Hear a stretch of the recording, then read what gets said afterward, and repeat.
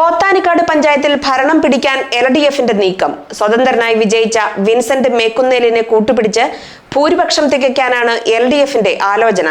14-ൽ 7 വാർഡിൽ LDFും 6 വാർഡിൽ UDFും വിജയിച്ചപ്പോൾ ആർക്കും വ്യക്തമായ ഭൂരിപക്ഷമില്ലാത്ത സ്ഥിതിയാണ്.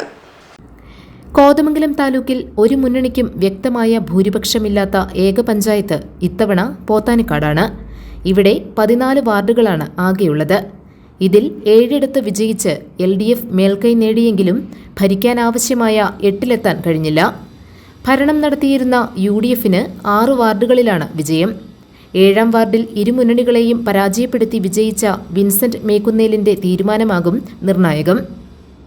അദ്ദേഹത്തെ കൂട്ടുപിടിച്ച് ഭരണം നേടാനുള്ള ആലോചനയിലാണ് LDF. താലൂക്കിലെ എല്ലാ പഞ്ചായത്തുകളും നഷ്ടപ്പെട്ടപ്പോൾ പോത്താനിക്കാട് LDFന് കച്ചിത്തുരുമ്പായേക്കും. പോത്താനിക്കാട് പഞ്ചായത്തിനെ സംബന്ധിച്ച് ഏറെ അഭിമാനകരമായ ഒരു നിമിഷമാണിന്ന്. 14 വാർഡുകളുള്ളതിൽ അതിൽ 7 വാർഡ് LDF വിജയിക്കുകയും 6 വാർഡിൽ UDFും 1 വാർഡിൽ സ്വതന്ത്രനുമാണ് ഇപ്പോൾ വിജയിച്ചിട്ടുള്ളത്. കഴിഞ്ഞ 10 വർഷക്കാലമായി പഞ്ചായത്ത് ഭരിച്ചുകൊണ്ടിരുന്ന UDF ഭരണസമിതിക്കെതിരെയുള്ള ശക്തമായ ജനവികാരവും കേരളത്തിലെ ഇടതുപക്ഷ ഗവൺമെൻറ്റിൻ്റെ ഭരണ നേട്ടങ്ങൾ ഉയർത്തിക്കാണിച്ചുകൊണ്ട് നടത്തിയ അത്യുജ്വലമായ പോരാട്ടത്തിൻ്റെ ഫലമായിട്ടാണ് 7 സീറ്റിൽ ഇടതുപക്ഷത്തിന് വിജയിക്കാൻ കഴിഞ്ഞത്. തീർച്ചയായും പഞ്ചായത്തിൽ അധികാരത്തിൽ വരാൻ കഴിയുന്ന എല്ലാ സാഹചര്യവുമുണ്ട്.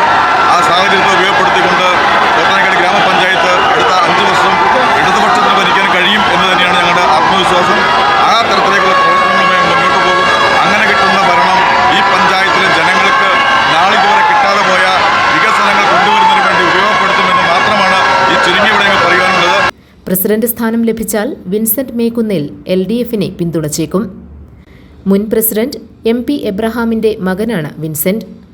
1-ാം വാർഡിലെ KC പ്രദീപ്, 5-ാം വാർഡിലെ ലൂസി സന്തോഷ്, 6-ാം വാർഡിലെ VG ജോബി, 11-ാം വാർഡിലെ KP ജെയിംസ്, 12-ാം വാർഡിലെ ഷീല റോയി, 13-ാം വാർഡിലെ അലൻഷ്യ, 14-ാം വാർഡിലെ മേഴ്സി ബിജു എന്നിവരാണ് വിജയിച്ച LDFുകാർ.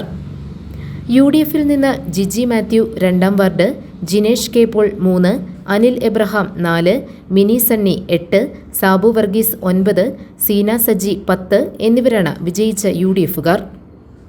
ബ്ലോക്ക് പഞ്ചായത്ത് അംഗം സാലി ഐബ്, സിറ്റിംഗ് മെമ്പർമാരായ ഡോളി സജി, ആശ ജിമ്മി തുടങ്ങിയവർ UDFിൽ നിന്ന് പരാജയപ്പെട്ടവരാണ്. പഞ്ചായത്ത് ഭരണത്തിനെതിരായ വികാരമാണ് ഭരണം നഷ്ടപ്പെടാൻ കാരണമെന്നാണ് UDF നേതാക്കളുടെ വിലയിരുത്തൽ. കഴിഞ്ഞ 2 തവണയും UDFാണ് പഞ്ചായത്ത് ഭരിച്ചത്. കോൺഗ്രസിൽ നിന്നുള്ള കാലുവാരലും ഉണ്ടായെന്ന സംശയം ചിലർ ഉന്നയിക്കുന്നുണ്ട്. GTV news, Pothanikkad.